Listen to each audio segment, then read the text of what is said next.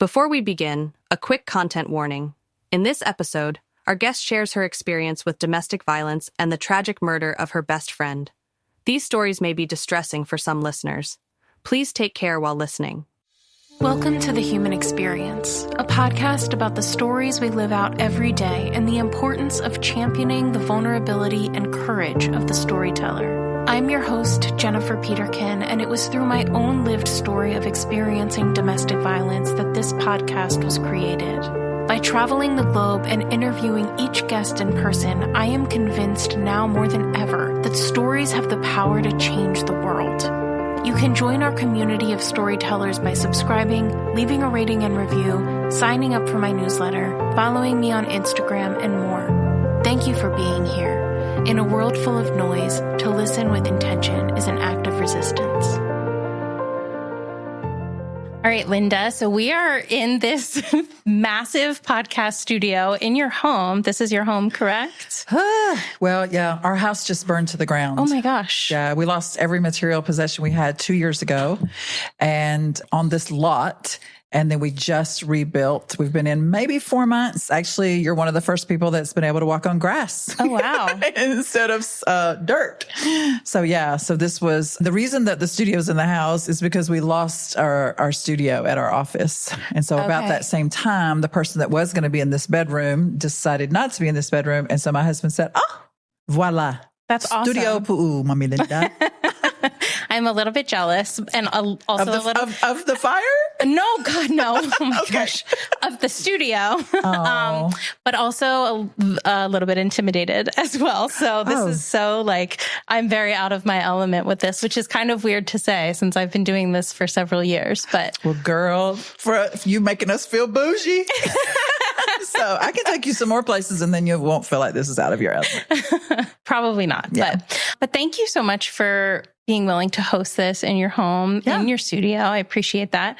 I want to hear about your story. So I know a very little bit about you. And I know you have the logo of your organization right behind you. But if I ask you, what's your story? Where does that start for you? 20 years ago, my very best friend's husband took an AK-47 and shot and killed her. And then he turned around and picked up a knife and he killed my friend's mom. And my friend had 5 children. And those 5 children were in the home. This all happened in Conyers, Georgia. And so in 5 minutes, those 5 children lost their mother, their father, and their grandmother. And so that moment in time, and it was this lot, not this house, but I can remember I was sitting upstairs in the sunroom when I got the phone call. David wasn't here. It was just the two of us. And he was at a church setting up for a playground thing. It was the day before the Georgia-Florida game. And so I remember it very crisply and very clearly when I got that phone call. And that is the moment that completely changed my life and thousands of others. Wow. It was a hot mess, but that mess has resulted in millions of miracles. So those kids fell through in Georgia, we call it defects. That's who comes in, steps in and takes kids. And they fell through the defects cracks that weekend. And within 48 hours, they had literally been shipped up to New York. And you have to keep up with this story. So my friend's father lived in New York. His wife, which was my friend's mom, had been down here to help with them moving when she was murdered. And so he had just lost his wife and his daughter at the hand of his son-in-law. And now was about to have these 5 children. So he was 78 years old at that time. Wow. And so they were in Queens. They were in Queens. They used to look out of their living room window. They would sit on the couch and look out their living room window and watch murders and drug deals because there was a basketball court right around the corner from where they lived. And literally would call me and say, Mommy Linda, Alina just pushed me down the chairs and Jasmine's doing this. And I was like, oh my gosh, I'm like 9,000,000 miles away from you. There's not anybody closer to you that can handle this. Yeah. And so one day, my friend's dad called me and said, I can't do this. And he said, and I just found out I'm terminally ill. And so one little thing I left off, my friend, her name is Myrna. She was Haitian. Okay. So he tells me, he's like, I've called everyone in Haiti, all the family we have in Haiti. I've called all the family we have in France, Canada, anywhere, and nobody will take all 5 kids. And he said, and if you're my last phone call, Linda, if you don't take them, I'm going to have to split them up and put them in foster care. And so my husband and I, backwards a little bit, rewind, on our very first date, had made a deal that we were not going to have any kids. Oh. Okay. So, there was literally, it was a very nice restaurant. It was the Embassy Suites Hotel in Charlotte, their restaurant there, and white tablecloths. And a little girl, like a 9-year-old little girl, goes running through with a naked Barbie doll. And I looked at him and I was like, I don't know about you, but I don't want any of them. And he was like, me either. And we shook on it. Right. Yeah. So that deal had already been made. So when he said, if you don't take these 5 kids, my response back was, dude, you picked the wrong chick to make the last phone call to, because I don't have any kids. I don't like kids. And I don't know what you think I'm going to do with your 5 Haitian kids, but I'm driving a Jaguar. So I can't even fit 5 kids in my car. I don't know where the schools are here. I'm just not your girl. Did you meet my husband upstairs? No. Okay. Well, he's here somewhere. He overheard that phone call and threw the Bible in my face. And said, Linda, what about James 1:27? And I said, I don't care about James 1:27. What is that about? Anyways, I don't even care. And he said, the Bible says that real religion that God himself considers pure and faultless is not to go sit at Starbucks with a cup of coffee in your Bible, or sit at home or on the beach with your Bible. It is to care for the widows and the orphans who are in a hot mess. And I said, I don't care. I don't care. At that point, my husband still travels. I was like, I'm going to be the one at home washing little girl panties, and you're going to be out, I'm not doing it. So I argued with him and said, I'm not doing it. But anyways, there's 4 or 5 books out about this whole story now. So if you go now to the point where I submitted on the 17th day of the 7th month of the year 2007, the family living in this home before it burned went to the size of 7 with children ages 7 to 17. So 7 in the Bible is the number for perfection and completion. So either God was right in the middle of it, or he just did it that way so I could remember. I don't know. One or the other. I'm not sure what it is. And that really, really messed me up. It was the most difficult thing I've ever done. And I was an entrepreneur. I was a real estate investor. I was running multiple businesses. I had a day spa downtown, a 24-hour photo lab. I did everything because I didn't have kids, so I could manage stuff, right? But literally did not know where the schools were. And then bam, I've got 2 in elementary, 1 in middle school, 1 in high school, and 1 that dropped out of school while he was in New York because he decided, and I don't know if you know this or not, but in Manhattan or in Queens, they take the same bus that everybody else takes. So you just get on there and you don't have to go to school. You just go wherever you want. And so, I didn't even know, I remember one time we were at this clothing store and we had all of the dressing rooms taken up because I didn't know what sizes they wore. I didn't even understand shoes. Mm-hmm. They go from size 13 to 1 and 1 is bigger than 13. I just want you to understand I was completely ill-equipped because I think a lot of people are like, oh, you never could have children. I was like, no, I could have them. Oh, this is so precious that I just love that you didn't. No, it was not that at all. Mm. So, and on top of that, those kids were not very grateful to me. I saved their happy butts from being deported to the poorest country in the Western Hemisphere, right? They were finna get on a plane and go back to Haiti. And they weren't keeping their rooms clean. I've never heard thank you. They were just not very grateful. So I came up with this magnificent idea and we ran our family like a business. We had business meetings run by Robert's Rules of Order. We had minutes for our meetings. You had to make motions, the whole 9 yards. So in 2011, I made the motion at our November family meeting. And I said, I make the motion that this year, nobody gets anything for Christmas. And instead, we're going to take all the money we would normally spend on Christmas and we're going to Haiti. We're going to find an orphanage to help. And you guys aren't getting nothing. Well, I don't know if you know, you probably don't know about Robert's rules because you're so young, but you have to have a second to the motion before you can have any discussion.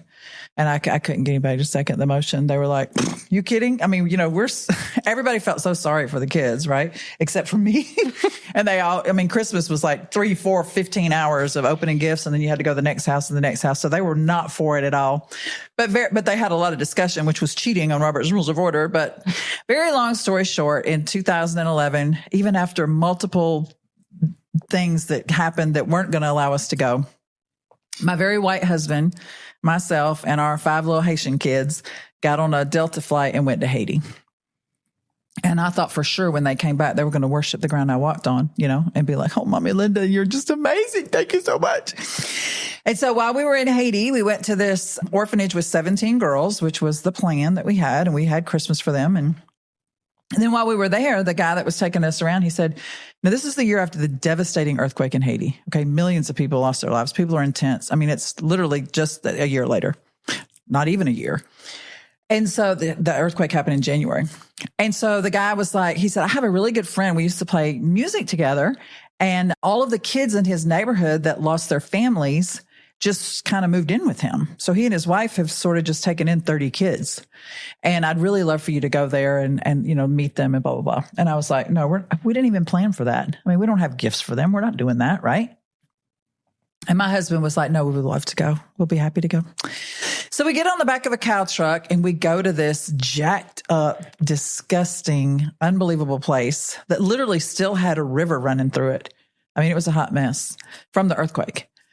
And we get out of the truck and there's a pile of trash about the size of this studio. And there's 2 boys and a pig and a goat.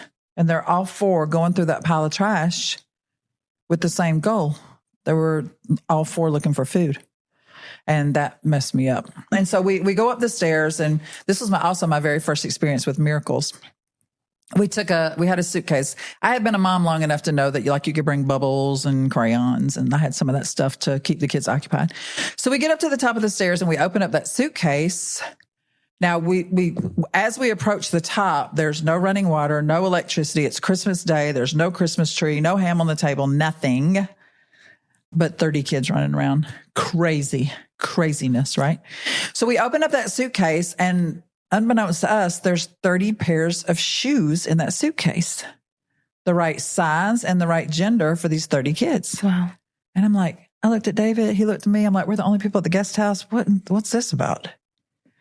So we sat down at the table and we started coloring and blowing bubbles. And about that time, I was like, it was nauseating to be there. 30 kids with no electricity. Come on. So I gave David that look and, let's get out of here. Are you married? Mm-mm. Okay, I'm sorry. Because you'll get the look. I can show you how to do it. It doesn't always work for me, but I can show you. There's a look that you give when it's like nobody else is supposed to know, but it means let's go. Sure. So, and he was like, no, he goes, first I want to talk to this guy and find out how we can help him. So we sit down at a table, just like that black table over there. And at that time, I did not parler Creole Haitian at all. And they didn't speak any English. So we had an interpreter with us. And my husband says through the interpreter, my wife and I really want to help you. What is your greatest need? And the man answers back through the interpreter. And he said, you just met our greatest need. And I was like, David, this is a waste of our time. They don't even understand what we're saying because I can look around this place and see we did not just meet their greatest need. They need electricity. They need water. And the man interrupted with the interpreter and said, he said his wife and him, they've both been praying for over 3 months for someone to bring them shoes for their children. I don't know if you've ever felt the Holy Spirit inside of you, but I was not liking the way I was feeling. And I was like, this is very uncomfortable. I want to get out of here. This is insane. I've never met anybody that prays for 3 months for anything, right? Most of my friends can't even pray 3 minutes. And if they pray 3 days for something that ain't happening, we call that a closed door. And so 3 months, what are you talking about? And so this guy, he recognized the look that time when I told David, I'd already pushed my chair back from the table. And this guy who does not speak any English stands up, puts his hand across the table in my face and says, Mommy Linda, before you go, I want for my kids to sing for you. Now, we've known each other for a good 20 minutes. Mm-hmm. However, I think you can tell I'm a pretty bold chick. Mm-hmm. And I don't mind saying what I think. But I couldn't figure out how to say, I don't want your little orphan kids singing for me on Christmas Day. This place stinks, I'm out of here. So instead, I walked over to where he was calling all of the kids over, and I sat down on this urine-stained daybed, and they handed me a little girl. There's the CD up there. They handed me a little girl who was 4 months old at the time. Her name was Majine, and someone had dropped her off the night before. And these 30 kids get up in front of me and they start singing, "This little light of mine, I'm gonna let it shine." They sang that for me in 5 different languages, and I lost my mind. Mm-hmm.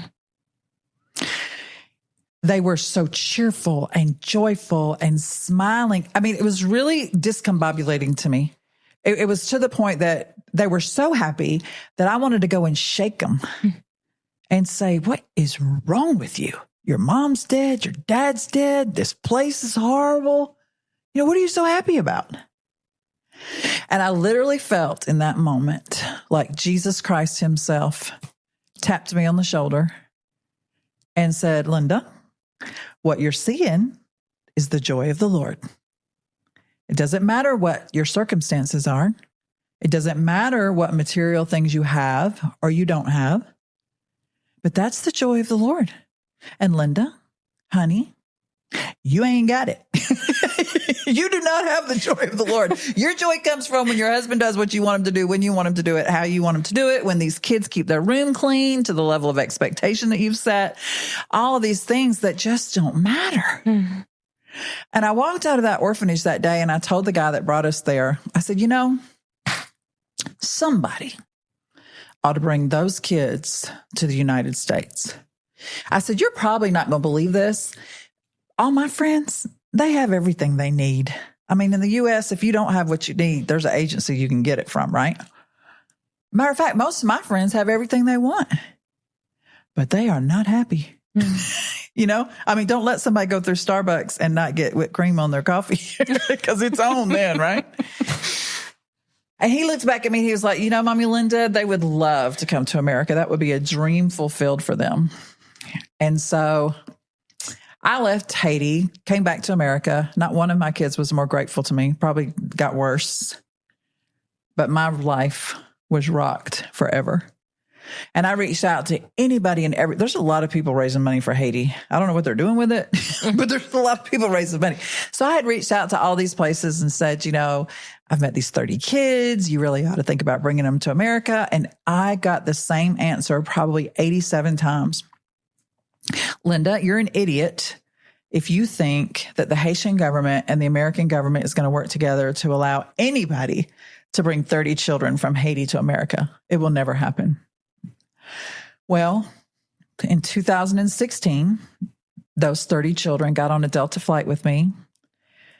We came to America and we traveled from Fort Lauderdale, Florida, all the way up to the White House, 2016, 2017, 2018.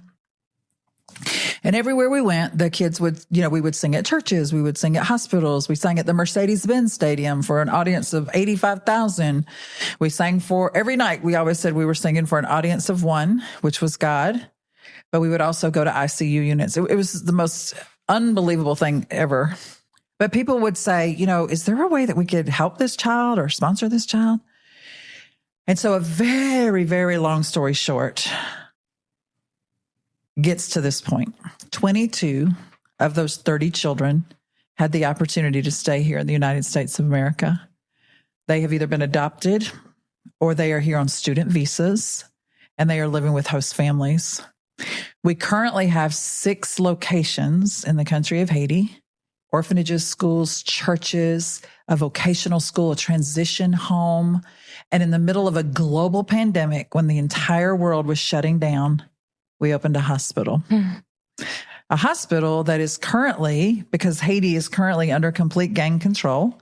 There's no president in Haiti. He was assassinated 3.5 years ago now. And since that time, it's been completely run by gangs. And so many of the Mirabolous has been shut down by gangs. The Baptist Haiti Mission has been shut down by gangs. Our hospital is one of the very few that is still open. And between all of the things that we have, we are responsible for thousands of children in the country of Haiti. Wow. So the way I like to summarize it is, God took a big mess with my friend Myrna, and the Messiah came smack dab in the middle of that mess, and he has now turned it into our message. Yeah. That is a lot. That ain't the half of it. I believe it. No, I'm just kidding. I believe it. I mean, first of all, thank you for spanning all of that. That's to get such a comprehensive picture in such a short amount of time. I feel like you've done this once or twice or 200 times. But going back to the incident with Myrna. Yeah. Had you had any experience with domestic violence previous to that? Well, my husband and I are both nouthetic counselors, which means biblical counselors, not Christian, but biblical. Okay. So in other words, when you come to us, we don't tell you what we think. We tell you what the Bible says. And so ironically, Myrna's husband had called us the Friday night, the night before he killed her, and said that they really needed to come and talk with us. They needed some help. And we knew that there were many issues that were going on. Never thought it would escalate to that. So, and I even asked David on multiple occasions, I said, ask them if we need to come down there tonight. Ask them if we need to come down there tonight. Cause we were living here at that time and they were back in Lawrenceville or Conyers. And, but Myrna was at the hospital that evening. She had been suffering from some migraine headaches. And so she wasn't there anyways. So we actually made an appointment for that following Tuesday, and they were going to come up here and meet with us on Tuesday. And we were going to try to iron some things out. And then that happened. That was on Friday. And then that happened Saturday morning. Yeah. So have I personally had experience with domestic violence? No, but I have counseled numerous situations that's been involved with. Yeah. Yeah. And I didn't mean you personally. I just meant in general, because I think it is jarring for a lot of people to experience that. And I think a lot of people that have not walked in that world at all don't necessarily see the signs beforehand or aren't necessarily aware that there's a bigger issue at play. So I just find it very interesting the way that your story starts, because I think it's an important thing to highlight in the sense that this is still such a big problem. And here I'm going to stand on my soapbox a little bit, because I am a domestic violence advocate after going through my own experience with domestic violence. So I think it's a really important thing to highlight in your story, just in the sense that it can happen to anybody. It can happen anywhere. And the ripple effect of domestic violence is such that, these 5 kids were immediately orphaned, were without resources, without parents. And by the grace of God, it has turned out fabulously for you and that's not always the case. It's not always the case. No, and it's a matter of fact, more likely not the case. Correct. Right. Yeah. Yeah. No, obviously there were definitely signs, which was one of the reasons that the mother had come all the way from New York to come down and try to intervene, which her husband had told her not to do. And that actually ended up costing her life also. Yeah. It's awful. So awful. And I'm so sorry for the loss of your friend. I know it's been quite some time now, but still, that, especially in such a horrific way, that never really leaves. No. Well, I'll tell you, there's been a couple of times at the Georgia-Florida game or at several games that I've caught my eye like this, and I was like, is that Myrna? If she faked this whole thing and left me with those 5 kids, I will tell her what for. It's the biggest long con. Yeah. So, yeah, I haven't had really great, I don't want to say luck, but I haven't really had great situations with best friends. So I'll get a best friend and then something horrible happens. No. Yeah. So nobody's standing in line to be my best friend. It's like, yeah, well, one died from cancer, one died from gunshots, one died. Yeah. So, but I know, right? Don't be friends. Apparently not. Yeah. No, we don't have best friends anymore. I'm sorry. Yeah. So how long were the kids in New York then? They were there from 2004 to 2000. The murder occurred October 30th, 2004. Okay. I got them in 2007. Okay. So it was a good 2.5 years. While you were telling the story, I just kept thinking of Jonah. Like, you had your Nineveh moment eventually. Yeah, for But sure. you tried to make your escape as much as possible. Yeah, I've tried multiple times. Now I have 12 kids, and so 5 still at home. And my 88-year-old mom lives with me. Okay. So there's just never a dull moment. Matter of fact, I came in on 2 wheels right before you from picking up kids from school. So it's just, and I don't think I would have it any other way. I would like to have like 1 or 2 days to just breathe. But I mean, our ministry, everything that we do in our ministry stems from something that I've gotten upset about. So for example, those kids, I got them in July. So the first major holiday was Thanksgiving. I cooked for 5 days, and those kids sat down and ate it in 5 minutes and then got up and left the table. And I was like, this is absolutely ridiculous. And so I went out in the garage, got some to-go plates, filled up 11 to-go plates, and called those kids back down. I mean, I got to live out every woman's dream by trading in my Jag for a minivan. So I was like, let's get in this minivan, and we're going to go find somebody that is not eating a traditional Thanksgiving meal. So that was 15 years ago. And this past Thanksgiving, it was our 15th, 16th, 17th annual. I can't remember how many years we've been doing it. We delivered 5,093 meals to homeless, hopeless, and homebound individuals. Wow. So we ran that project out of this house every year for like 4 or 5 years. I think we were running like maybe 400 plates out of this house at that time. And now we've had to take over the local high school.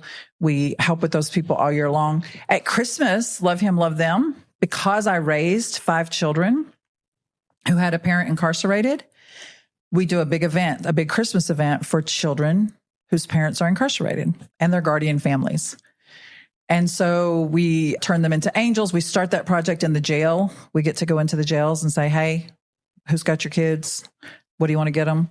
And then we contact those guardian families. We do a big night with a meal, entertainment. We have the live nativity scene. And then we literally stand up at the end of that night. And I have a representative at each table. And I say, what do you need to change the trajectory of these kids' lives? What do you need?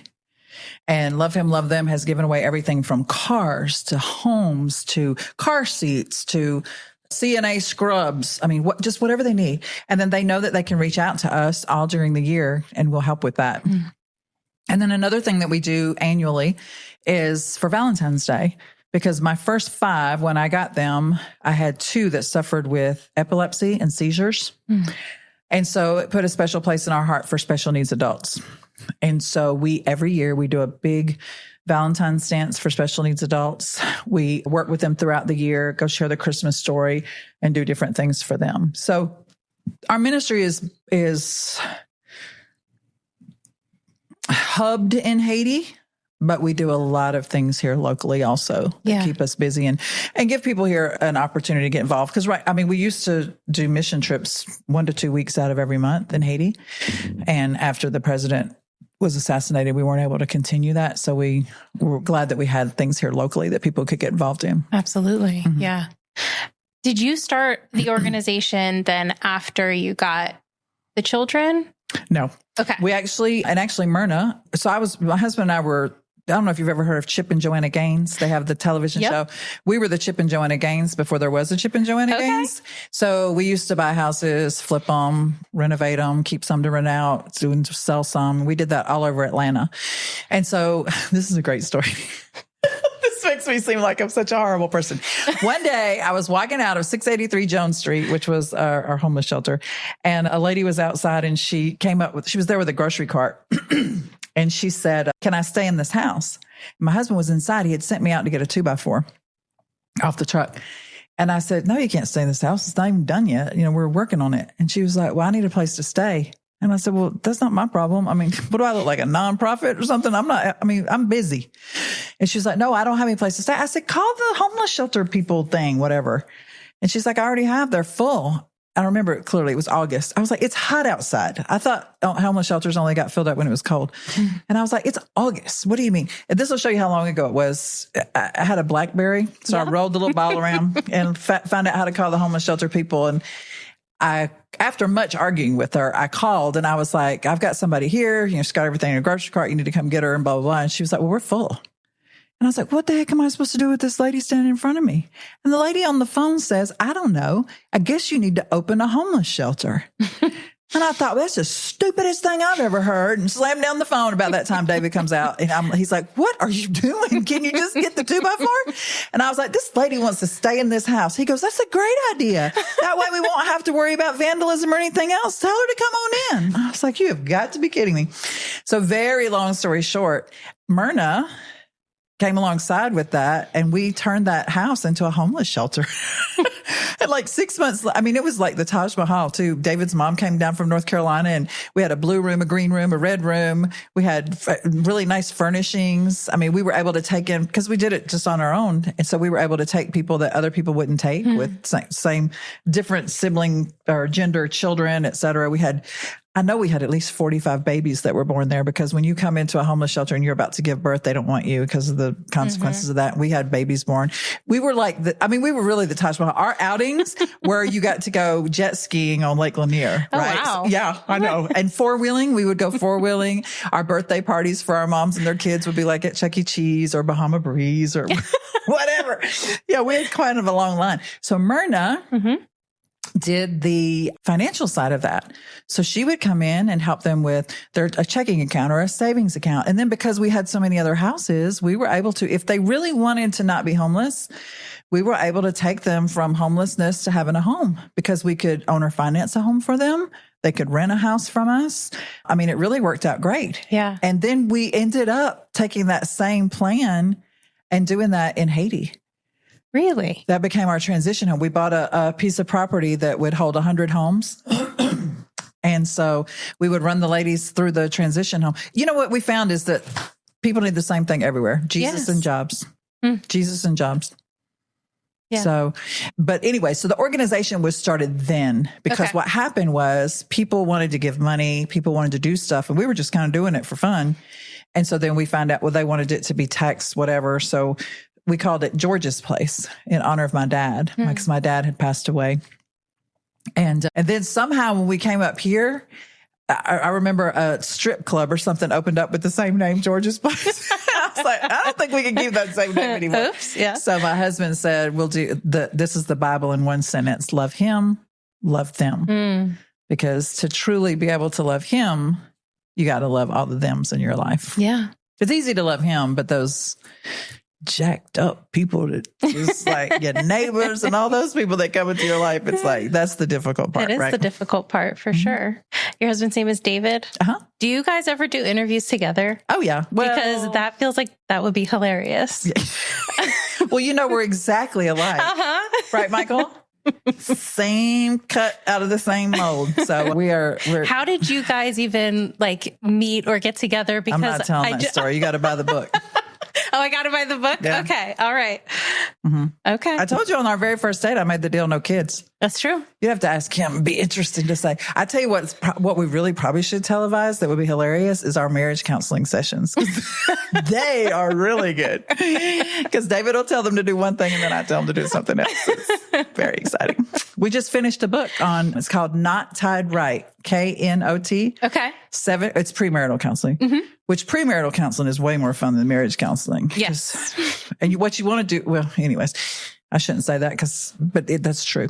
Not Tied Right. And it says 7 weeks to tie the ultimate love knot. That's what it is. And so, we just published it, and we just finished the first couple last night. They went through the whole 7 weeks, and they're actually getting married next Saturday. So we got it out just in time, but it covers everything, all the stuff that nobody asks ahead of time. Right. So it's, from finances to children to, I was smart enough to talk about children before we got married, but look, that didn't help me out a lot, did it? It didn't work out too good. Not so much. Yeah. Not so much. Yeah. So what, going from 0 to 5 is obviously a huge change for anybody, but obviously you were not ever expecting to have one in your life. So how do you even emotionally wrap your head around becoming a mother? I don't know what the answer to that is. All I know is this, and that is that God had a plan that was not my plan. So he tells us that whatever that plan is, that he will equip us for it. Now, if you sit those 5 kids down right now and say, was she equipped? They would probably be like, are you kidding? She didn't know what the heck she was doing. But trust me, it was a lot better than the situation they were in. And I don't know. I don't know that I know what I'm doing now because like I say, I'm responsible for 5 more. I don't know the answer to that question other than you take it one step at a time. I mean, Michael walked through that with me. He knew me whenever we first got them.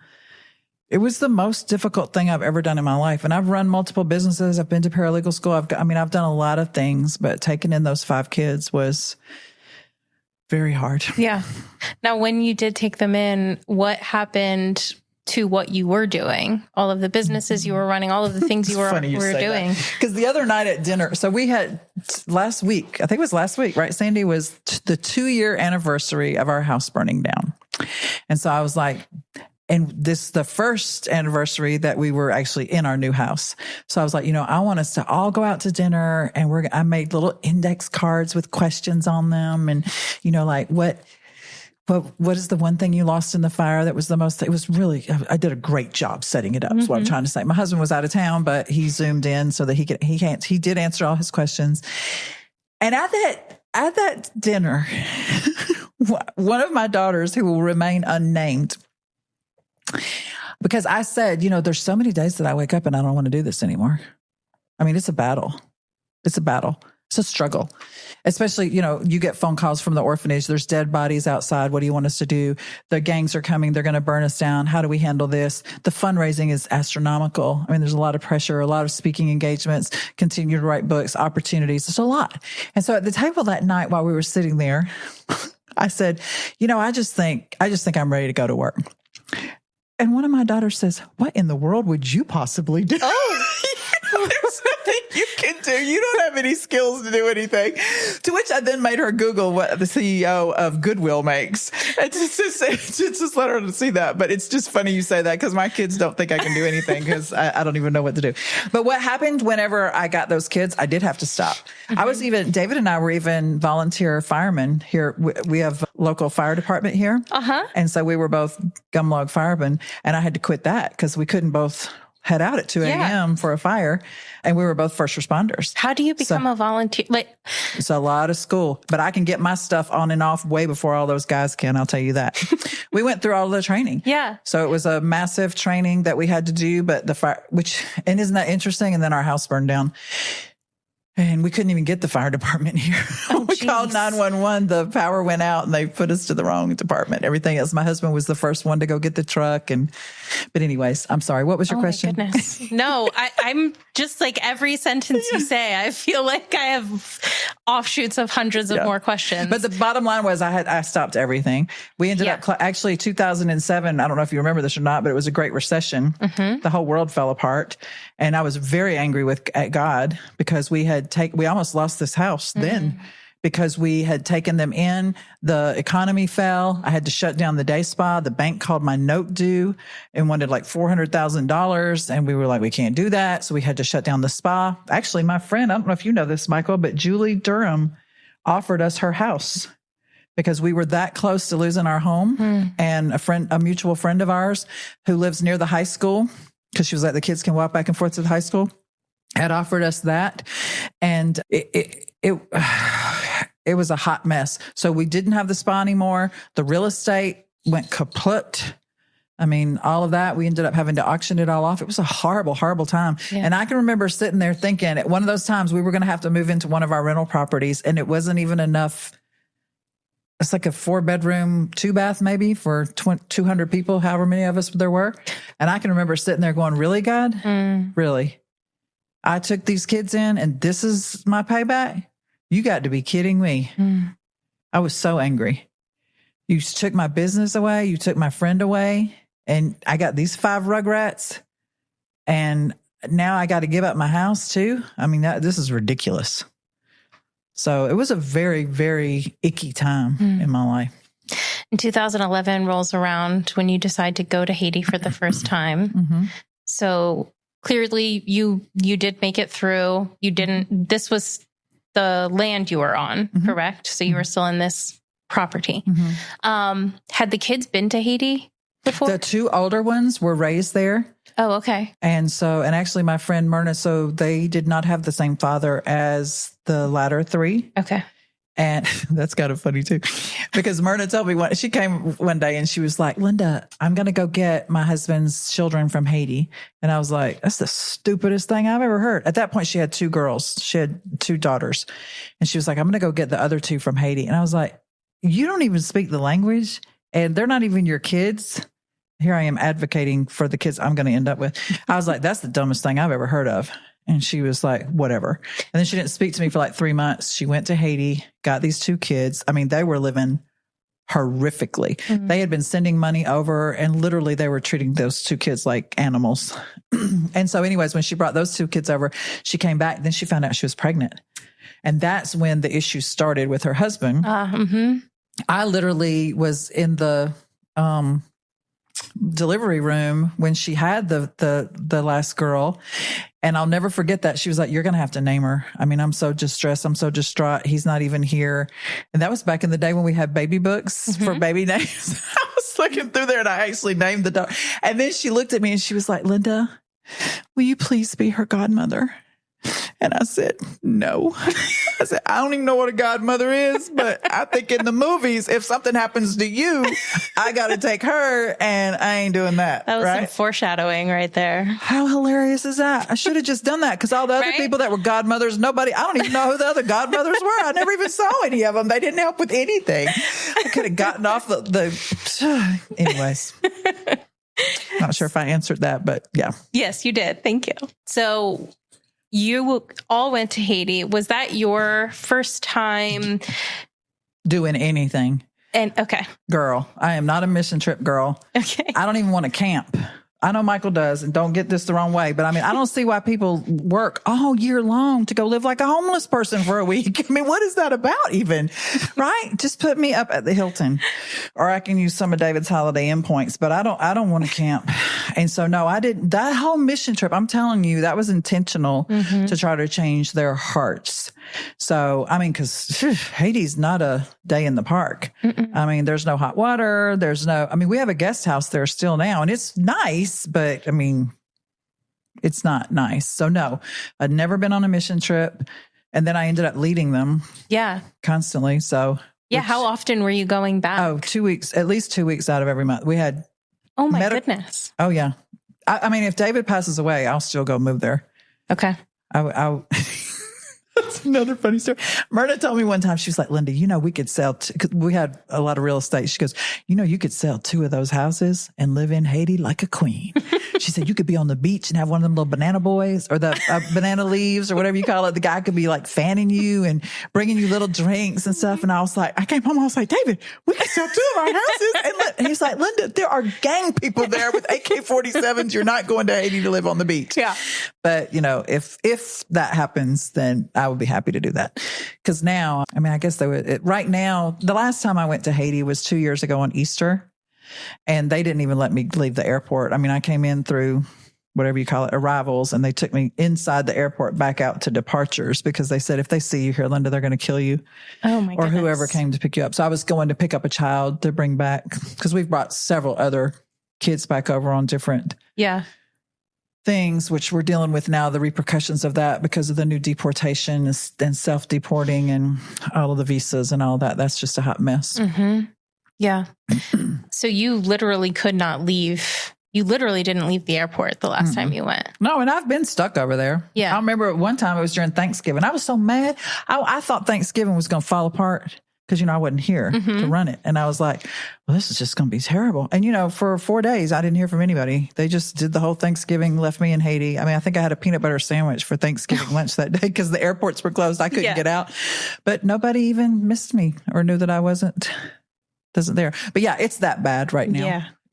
You can't. Well, actually, it's closed. The Port-au-Prince airport's closed.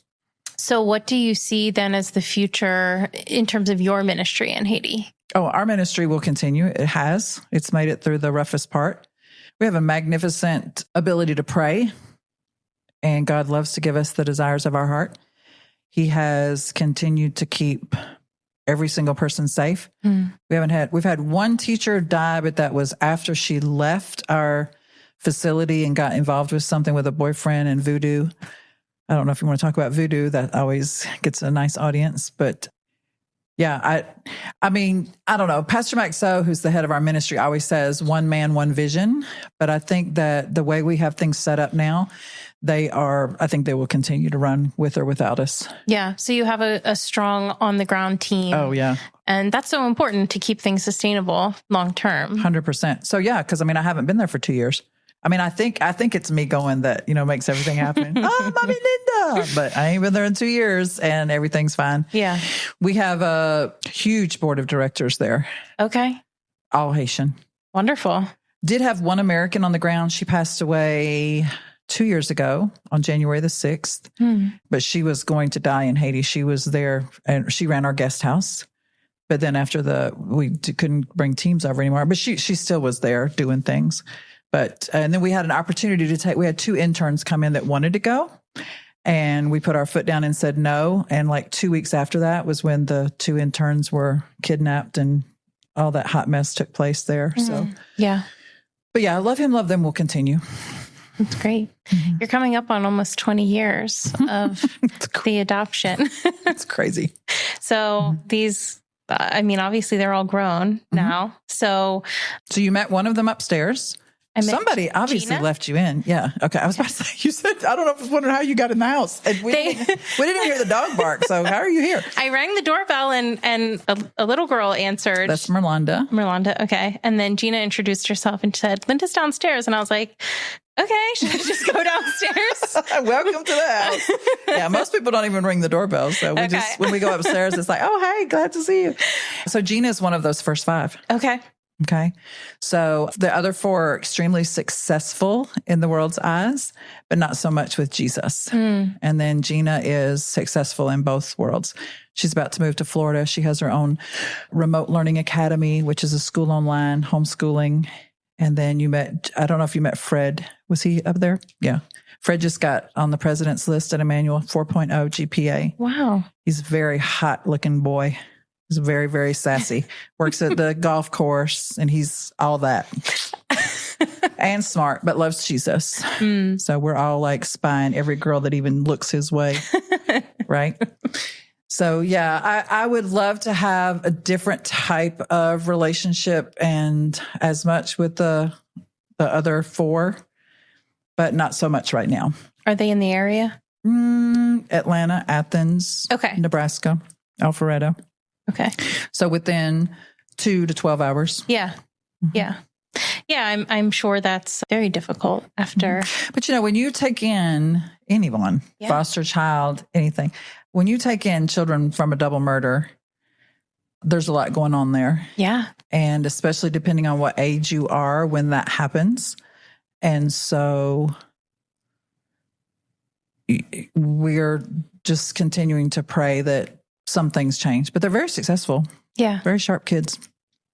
That's wonderful. And I hope for reconciliation down the road. Oh, it will. Yeah.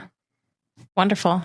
I love your attitude. I love everything that you're putting out there. I love your candor about yourself, your story, and everything that you've walked through, and that it's kind of a mess. I love that. I love that you are honest about that. You said no, that you were angry, because I think it's an important part of our stories that, first of all, we can still end up in the same conclusion. And so what's meant for us is not going to pass us, that, God's plan will prevail. Yeah, he says you can do whatever you want, but I'm going to have the final say. So the stream goes this way, but I'm going that way. And I tell people all the time, you really need to consider what is your purpose. I mean, we're all here with a purpose, on purpose, for a purpose, right? And so what is yours? And the bottom line is that God does have a purpose for our lives. And usually what it is whenever you've said somebody ought to do something about that. When you think somebody ought to do something, 99% of the time, you do somebody. Yeah. Right. So, because what bothers me doesn't bother you. What you're passionate about, I'm not passionate about. Yes. And I've always said too, my dad taught me this. He said, Linda, it's really easy to find out what God's purpose for your life is. He said, you just need to pretend like you have all of the money in the world. All of your bills are paid. Everything is fine with you financially. You don't have to go to work. And when you wake up tomorrow morning, what would you go do? That's where your passion is. And that's what God's made you to do. Yeah. And so, I get irritated a lot and frustrated, and I never seem to have enough hours in the day, but I would never have it any other way because we are in a position that we're able to make impact in people's lives through the Word of God, through the truth. As long as we stick to the truth. The other experience that I mentioned briefly was the demonic realm from Haiti. I grew up Baptist. We didn't talk about all that at the Baptist church. And I had to learn when I brought those 30 children over with the choir, we had 4 of them who had been, you'll see it here, 4 of them who had been raised by a voodoo priest and who was not happy that they were here in America sharing about Jesus.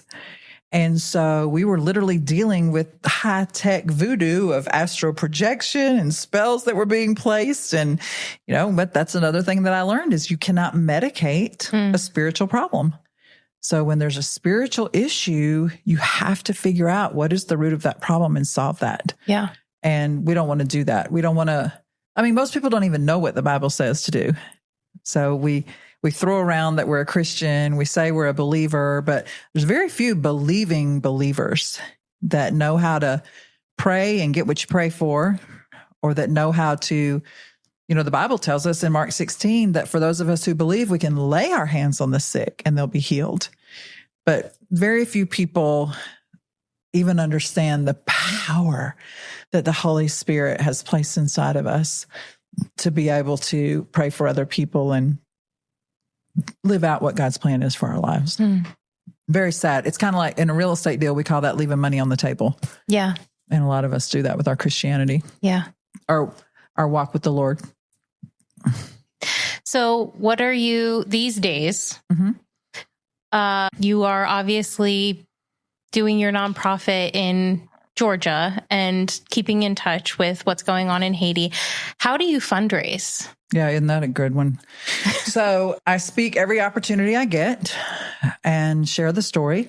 We have 2 television shows that are out on YouTube, and then we're on like 17 to 24 different television networks around the world. Wow. Mostly it's speaking. And then I'm guests on other people's podcasts. And so when people hear the story, well, I'll tell you a funny, we just got this message right before we came in here.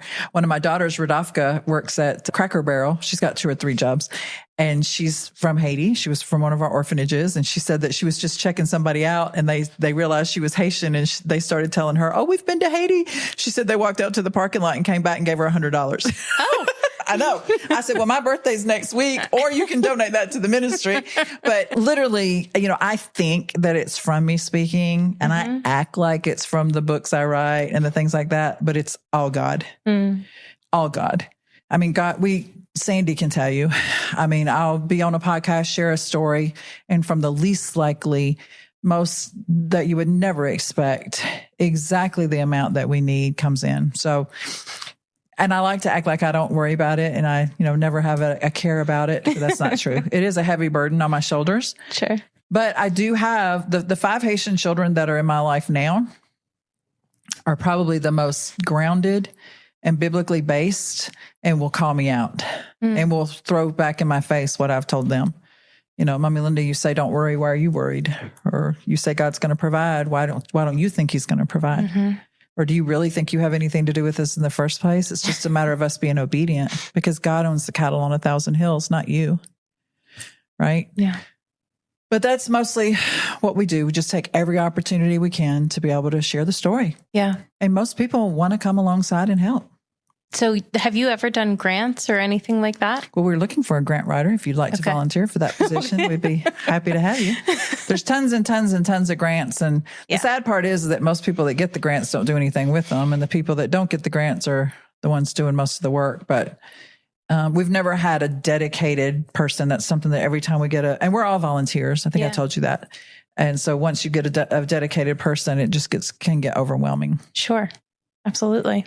But we're looking for that. So if anybody's throw it out there. Anybody in the new audiences would like to help out, or maybe just do one or two, or And you have a podcast, yes, as well. So what do you do with your podcast? So we have two different shows. One is called Miracles with Mommy Linda, which we have a book called Miracles with Mommy Linda that has 37 miracles in it of healing the sick, raising the dead, casting out demons that we've actually personally been a part of. And then that is a show. So actually in that book, you can read the miracle and then you click on the QR code and it pops up on the YouTube channel and the person, or we tell the rest of the story. We also have a devotional called Miracles with Mommy Linda. The devotional, it's got 52 weeks of also miracles in it. So the one show, which is Miracles with Mommy Linda, it talks about miracles or miracles in the Bible or things in the Bible that can lead you to a miraculous life. And then we also have Love Him, Love Them with Linda Gunner. And that's where we do guests, where I sit in that chair. And I interview people in the beginning, it was people whose lives had been impacted by Love Him, Love Them, or they had come and volunteered with us, or their life had changed. But now people call us from all over and say, hey, can I come share my story? And so those are the two shows that we have. Very cool. Well, I mean, it sounds like you have got to reach. I mean, with your personality, I can't imagine that you are made for anything else, because I'm sitting across from you and I'm like, yeah, this all makes sense. Like weirdly it does, for, you're exactly where you're supposed to be. And actually, when I sat down, the very popular verse in Esther just popped in my head. You were made for such a time as this. And so I think it's such a testament to your faith and your commitment to following what your calling is, that you are where you are. So it's fantastic and well done. You're very kind to say that. So I do have a question that I ask all of my guests at the end of each episode. And that is, through the lens of your experiences, what does compassion mean to you? I don't know that anybody would think I have any compassion.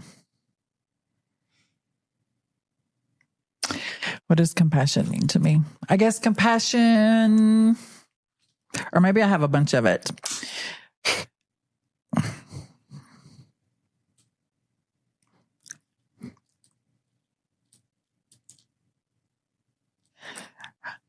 I don't want to cry, but I have this bracelet on, which when the choir was here, after they would sing, they would go out into the audience and pray for someone, and then they would give them their bracelet. And the bracelet has our ministry name on it, and then it also has the name of the child. And the bracelet that I have on, the name is Emmanuel, which has been a thorn in our side from the beginning, because when we first brought the choir, his passport was held up. And so I was like, oh, David, this is just a sign. We're not supposed to bring the stupid choir. It's a dumb idea. And David's like, Linda, do you even know what the word Emmanuel means? And I was like, no, who cares what it means? He's like, God is with us. That's what it means. And now, out of all of those children, when I think of compassion, I think, because he's still there. For 4 different ways, we've tried to get him out of the country of Haiti, and he's still sitting in Haiti, and he's gone from a little 9-year-old boy to an 18-year-old. And I guess when I think, what is compassion? I guess compassion is doing for somebody else what you're hoping they would do for you, which in this case for Emmanuel, it is for me to fight and figure out a way to make sure he stays alive and is not shot and killed. And I just think that that would be my definition. And you didn't tell me that ahead of time, so I wasn't able to think of it. But I think compassion is caring for someone to the point that you would extend your life or do whatever it is that they need, whether it's a kind word, whether it's a note, whether it's a text, or whether it's fighting to get someone to be able to stay alive. And you would do it in the same manner that you would hope that person would do for you. Is that a silly definition? Not at all. Okay. No, it's a beautiful definition. And I think it's what it means to, I think that compassion is being the hands and feet of Jesus. And that's exactly what he would do. Yeah. And, we say that a lot, but we don't want to do it. We say we're the hands and feet of Jesus, but then whenever the Holy Spirit tells us to do something or to call someone or to be kind or to make a casserole or to text them, we don't want to do it. We brush it off. Yeah. But we listen to the demonic voices of, you're no good, you're too fat, nobody loves you, nobody likes you, you're never going to get that, you're not going to make it. For some reason, we listen to that voice, but we don't want to listen to the voice of the Holy Spirit. It's a little backwards. Yeah, for sure. You did a great job in that chair handing me those tissues. We practiced before, so it went really well. Good job. Linda, thank you so much. You're such a delight, and I'm so happy to have met you. I can't wait to follow up with Love Him, Love Them, and just keep track of what you guys are doing and how you guys are continuing to change the world, because I absolutely believe that you are. So thank you. Thank you. I appreciate you coming to visit with us. Yeah. Thank you for listening to The Human Experience. If you enjoyed this episode and you'd like to help support the podcast, please subscribe, share it with your friends and family, share it on social media, and rate and review it on Apple Podcasts and Spotify. You can also support the podcast financially by going to my website, thehxpod.com, linked in the show notes, and clicking on Donate. It takes a lot of time and resources to create this podcast, so every little bit helps. Everyone has a story, and I'd love to hear yours. So be sure to check out the show notes for more information about how to stay in touch. Do good and love well.